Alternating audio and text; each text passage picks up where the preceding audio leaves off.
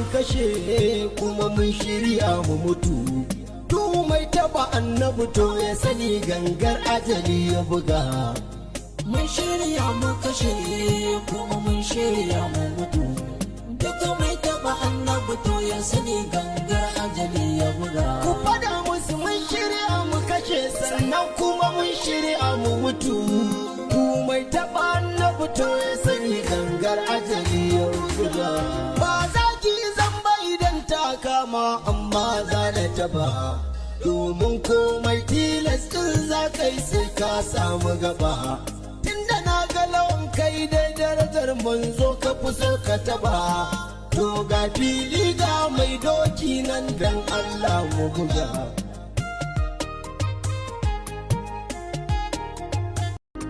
Duk wanda ke taɓa ƙimar annabi wannan ɗan zina ne. In yaƙi ya tuba a narin ma ɗan yaya rawiya ne. To ku ta da gaban fatiha ya ce wa uwa ta rime ta yi ne.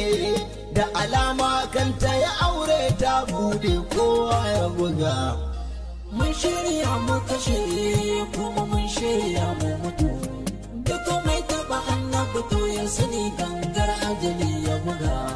Kun san ƴaƴan zina ma fa kala da kala ne za mu rabe. Duk ɗan da mutum ɗaya ya yi cikinsa da sauƙi kan ya rufe. Alamu sun gama nuna uwar kalawan a kwana ta laɗe. Ta yi ko na sunkuru ya turo gora ya buga. Mana.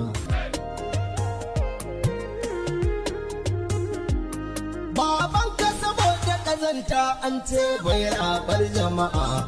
Ga dauda ga kwarkwata a kansa faɗa na yi babu ba'a.